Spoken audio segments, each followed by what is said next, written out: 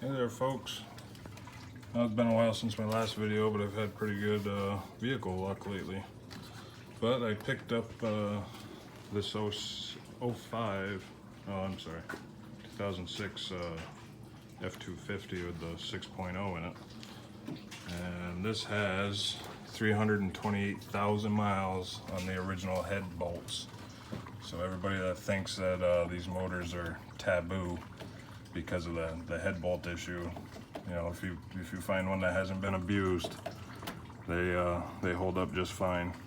The issue I got going on today is I'm changing the water pump. I got just a little bit of a water pump leak through the weep hole, so I'm going to change it before it becomes an issue. So I got a nice sunny day today. I'm going to start it, and I've seen a few videos out there, guys pulling the whole radiator. I've been crawling around looking at it, and I think I can do it without pulling the radiator out. We're gonna give it a whirl. So far all I've done is pull the bolts for the outer fan shroud. And what I am gonna do though is I'm gonna loosen these brackets up for the radiator, undo my hoses, and just lean the radiator towards the front of the truck and get this out of here. And then we'll get the fan out, and we'll see if we got enough room to get that pump changed with the radiator in. I'm pretty sure I do. Here's my new pump. I got it from my good old buddies over at, well, right there, rockauto.com. If you don't use them, start. I've never had an issue with them. They've always sent me the good ones. Now, another guys who's watching this video are gonna say, why don't I put the bulletproof pump in with the metal impeller? But for the price of one of those bulletproof water pumps, I can buy about 4 of them. So, and I'm not worried about it. Everything else on this truck has been bulletproof though, aside from the head bolts. Like I mentioned there, it doesn't have the ARP studs in it.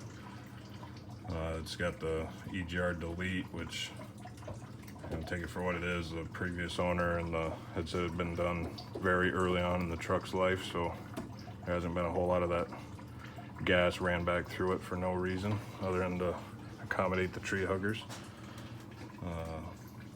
But yeah, it's got the bulletproof Thickum, bulletproof transmission. Everything else is done, just the bolts haven't. And for the price I got the truck for, if it blew a head gasket tomorrow, I'd put a whole new one in there because I got a pretty good deal on it. Anyway, I'm gonna get started. I haven't got my GoPro yet, so I'm gonna get be doing it with the old cell phone. So first things first, we're gonna get the hoses undone. We're gonna get these brackets off, lean the radiator back. I'll get this shroud out, and then I'll be back with you. All right, so that went fairly easy. Like I said, I pulled these brackets, slid the radiator back, undid my hoses. I guess now's a good time to mention for the folks that don't have common sense, don't undo them hoses or remove your cap when the engine's hot. If you do it when it's hot, crack it so it leaves pressure. And also I started draining it. You can see my bucket down there. Just draining it slow, and hopefully by the time I get to the pump, we'll be low enough to just swap it out quick and not lose too much fluid. I had to go underneath, and there's a rubber grommet. Let me get my flashlight. There's just a rubber, that's just hard rubber shield down there. You gotta kind of coax that around it to get it up out of there. But came relatively easy. Watch your fan wires. And then now I'm gonna remove this shield, slide it back so that I can get to the nut that holds the fan onto the pump. And for that, I haven't looked in the book, but looks like there's just 1, 2 bolts on the top, and I'm sure there's a couple on the bottom to get out. Be back with you. I wanted to go ahead and show you guys the bottom bolts of that shroud. There's four bolts, 2 on the top I pointed out, and there's, I'll get my light, there we go. There's 1 there. I'm assuming that's just a long nut, so I haven't put a wrench on this yet. If that were to turn, just, you know, hold a backup wrench on it. Looks like I might have a little bit of oil leaking somewhere too. I'll see if I can track that down a little under. Well, no, that's antifreeze. So I think this pump's been leaking for a while. I actually didn't notice it until we went through the car wash the other day and had the bottom sprayer. And I think it just knocked enough gunk and stuff off the bottom to where it was able to make it to the garage floor. The other one is right there. Again, I apologize, it's hard to see, but that's the long nut there going to the shroud, and there's the head of the bolt. Just wanted to show you while I was down here. I wasn't sure if you'll see it or not with the camera. So now I got our shroud undone, and just show you how meticulously this truck's been taken care of and how little work's been done on it. This is made here, this stud, this doesn't get a nut on it. This is just to hold this shroud so you don't have to balance it while you're getting your bolts all in and out. And that's usually broke on just about every other Ford I've owned that's been broke. So the fact that that's still there shows me how little this truck's been worked on. And meticulous job they've done with it, what work they have done. Anyway, it's off, so now I can get to that nut that holds the fan onto the pump. It's hard to see here. There you go, you can see the flat. That's just regular thread, lefty-loosey, righty-tighty. With the belt on, I should be able to break it loose.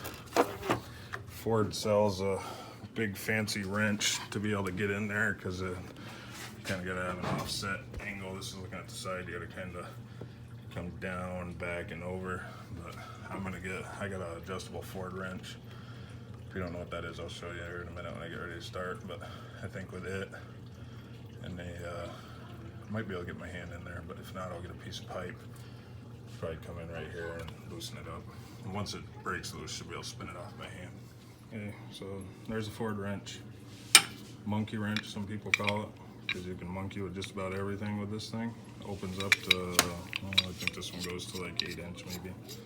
I got a smaller one, but I'm gonna try to get this one in there just for the handle length. I should be able to get out here where I can grab it. All right, so since I left off, I got the fan out. I was able to do it with the radiator in, so I'm sure that the pump will come out just fine with the radiator in. I will tell you though, there's a reason these aren't filmed live, and you would have got sick of waiting because that nut was a bear. She was on there. You can see what I had to do. I had to kind of put this bar in there because it was on so tight. I was actually with my Ford wrench, which worked fine by the way, and a piece of pipe. I was actually turning the whole motor over. So I took the belt off, put a bar in here. They make a spanner wrench for this. If I wasn't cheap and my wife wasn't running errands, I'd have took our spare car over and got one probably, but it might be worth investing in if you are gonna do this. But I did get it with a bar in that hole. And then what I had to do is I had to shock this nut with a big flat chisel. Oops. So here it is out. I left it all together. But this nut, you can see where I had to hit it a couple times. Going in, I'm not gonna do that.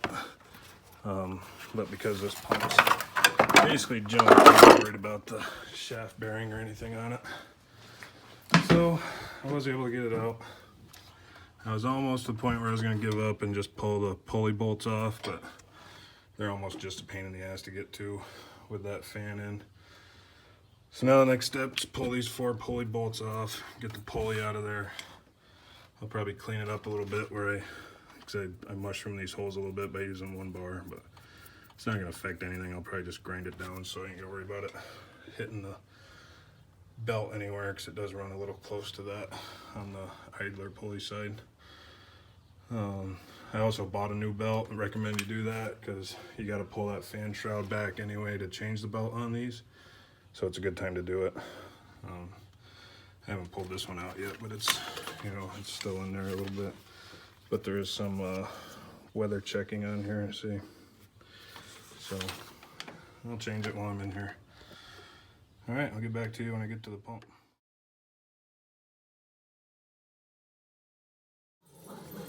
All right, there's the pump. Got the pulley off, just those 4 bolts. I don't know if I can get you guys down there, but you can see where this one's leaking. It's just coming out of the little weep hole in the bottom, which means the mechanical seal or the bearing seal inside's gone bad. You guys that don't know, you guys do, apologize, but the ones that don't, just draining your radiator doesn't mean your block's empty.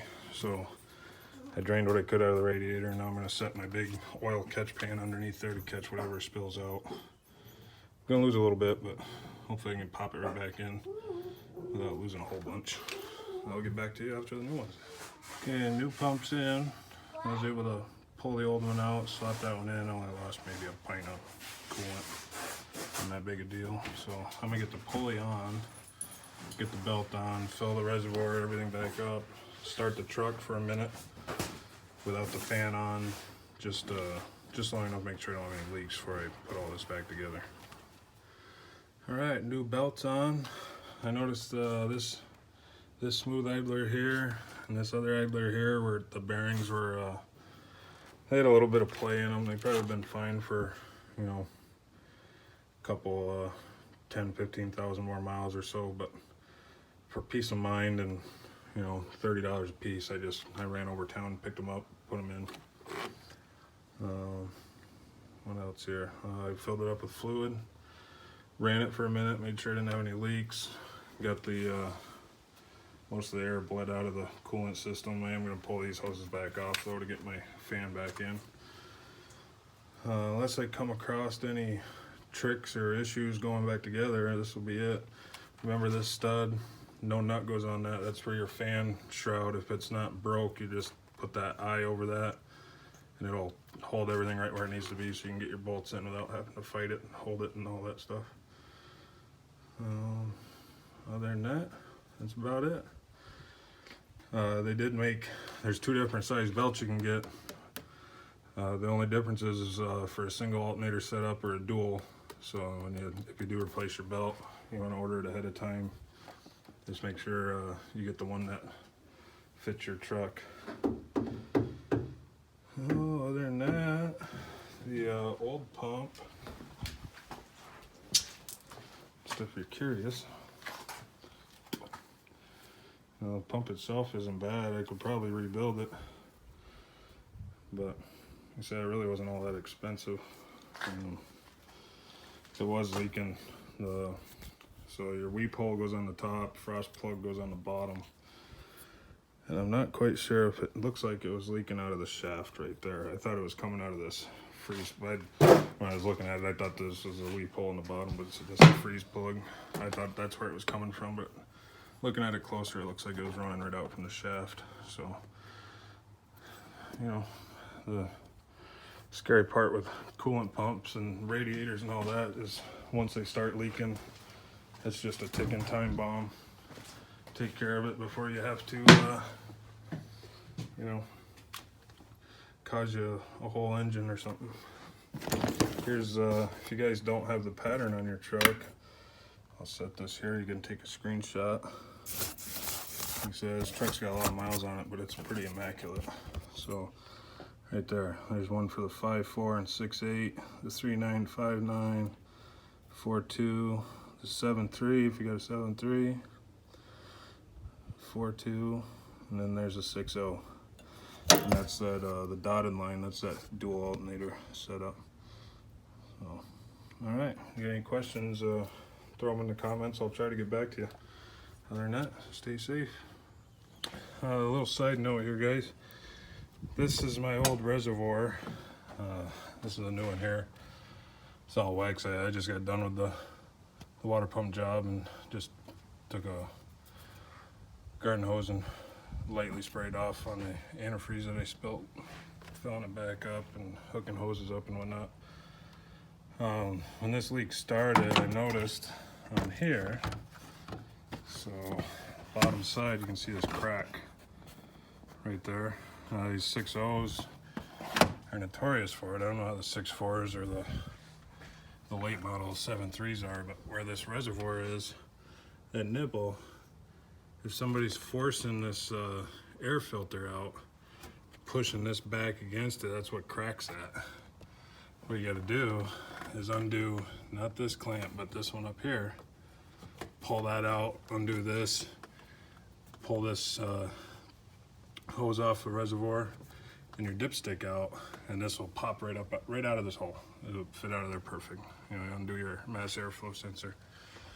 But if you don't do that and you try to do it this way by just forcing this back, you put pressure on these lines down below, and it doesn't take much to crack that. if you have one that is cracked, I got this off of, again, Rock Auto. I think it was like 90 bucks or something like that. It's not a Motocraft brand, but it is a pretty good brand. It's pretty stout.